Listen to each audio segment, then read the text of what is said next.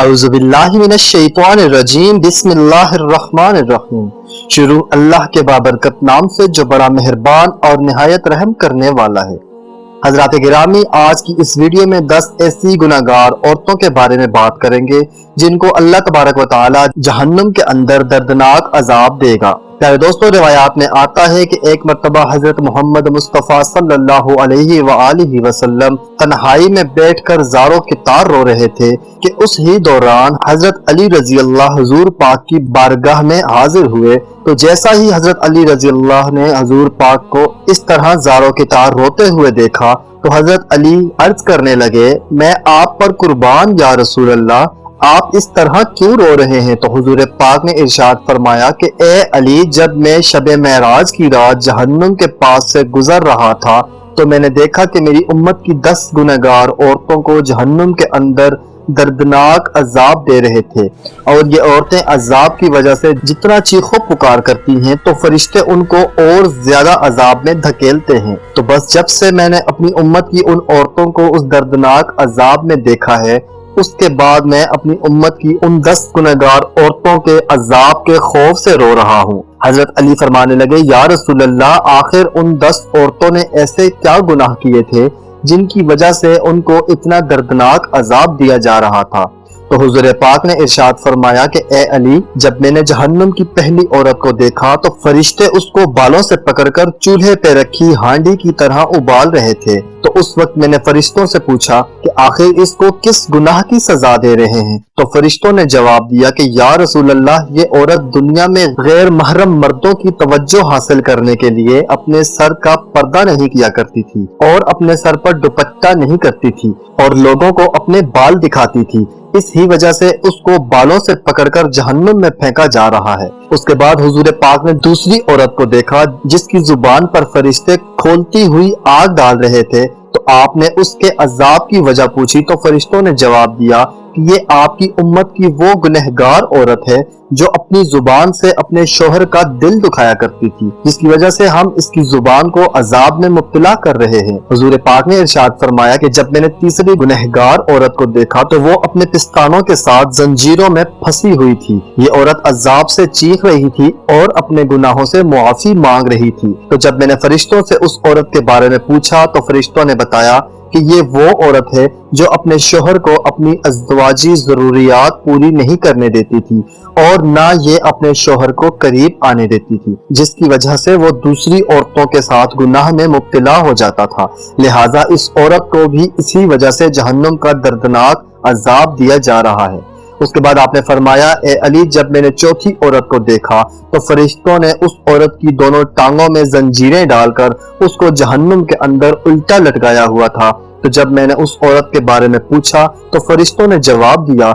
या रसूल अल्लाह, ये आपकी उम्मत की वो गुनहगार औरत है जो औरत अपने शोहर की इजाजत के बगैर घर से बाहर निकला करती थी, तो इसी वजह से जहन्नुम में उसकी टांगों को जंजीरों से बांधा हुआ है। इसके बाद हुजूर पाक ने इरशाद फरमाया कि जब मैंने 5वीं गुनहगार औरत को देखा तो वो औरत अपने नाखूनों के साथ अपने चेहरे का गोश्त नोच नोच कर उतार रही थी। तो मैंने फरिश्तों से उसके बारे में दरियाफ्त किया कि ये अजाब किस वजह से हो रहा है। तो फरिश्तों ने कहा, ये औरत गैर महरम मर्दों के लिए अपने चेहरे का बनाव सिंगार करती थी और उन मर्दों की तवज्जो हासिल करती थी। तो अब ये औरत सजा के तौर पर अपने चेहरे के गोश्त को अपने नाखूनों से नोच नोच कर उतार रही है। उसके बाद जब आपने छठी औरत को देखा कि फरिश्ते उसकी दोनों आंखों को निकाल कर अंधा कर रहे हैं और दोनों कानों को काट कर बहरा और जुबान को काट कर गूंगा बना रहे हैं और जहन्नुम की आग की शिद्दत की वजह से उस औरत का दिमाग खोलकर इस तरह बाहर आ रहा है जिस तरह चूल्हे पर रखी हुई हांडी खोलती है। तो फरिश्तों ने उस औरत के बारे में बताया कि ये आपकी उम्मत की वो गुनहगार औरत है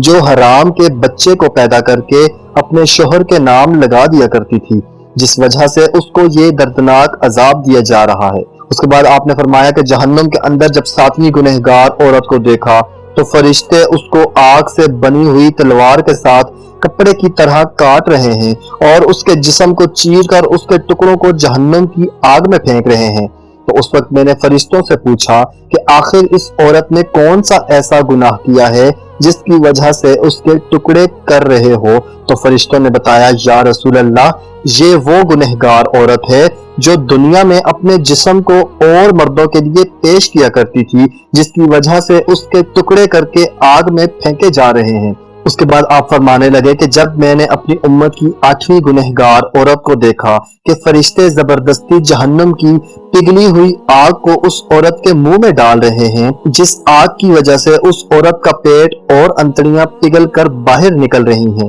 پھر اس عورت کو پگھلا ہوا گوشت اور انتڑیاں کھلا رہے تھے۔ میرے پوچھنے پر فرشتوں نے بتایا کہ یہ آپ کی امت کی وہ دلال عورت ہے جو معصوم لڑکیوں کو فحاشی اور زنا پر لگایا کرتی تھی اور یہ ان کے زنا کی کمائی کو کھایا کرتی تھی، جس کی وجہ سے اس عورت کو جہنم کا یہ عذاب دیا جا رہا ہے کہ اسی کا پگھلا ہوا گوشت اور انتڑیاں اس کو کھلائی جا رہی ہیں۔ اس کے بعد جب آپ نے 9ویں عورت کو جہنم کے اندر دیکھا تو اس کا سر خنزیر کے سر کی طرح تھا اور باقی جسم گدھے کی طرح، اور جہنم کے فرشتے اس عورت کو ایک ہی وقت میں مسلسل 1000 قسم کے عذابات دے رہے تھے۔ جب میں نے فرشتوں سے اس عورت کے بارے میں پوچھا تو فرشتوں نے کہا یا رسول اللہ یہ آپ کی امت کی وہ گنہگار عورت ہے جو عورت اپنی چگلی اور جھوٹ کی وجہ سے خاندان کے اندر نفرت اور فسادات پھیلایا کرتی تھی اور انسانوں میں لڑائیاں کروایا کرتی تھی، لہٰذا اس ہی وجہ سے اس کو اس عذاب میں مبتلا کیا گیا ہے۔ اس کے بعد حضور پاک نے ارشاد فرمایا کہ اے علی جب میں نے جہنم میں 10ویں عورت کو عذاب میں دیکھا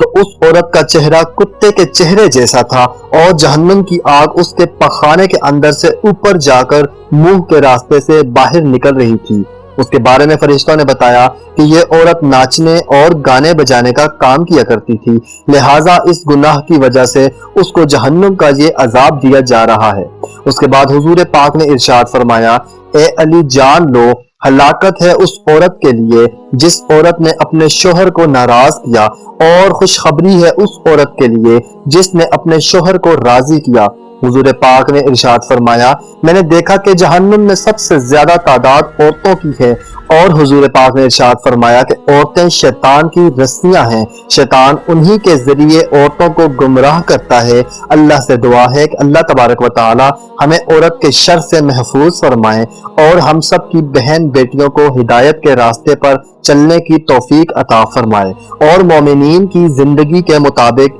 زندگی گزارنے کی توفیق عطا فرمائے۔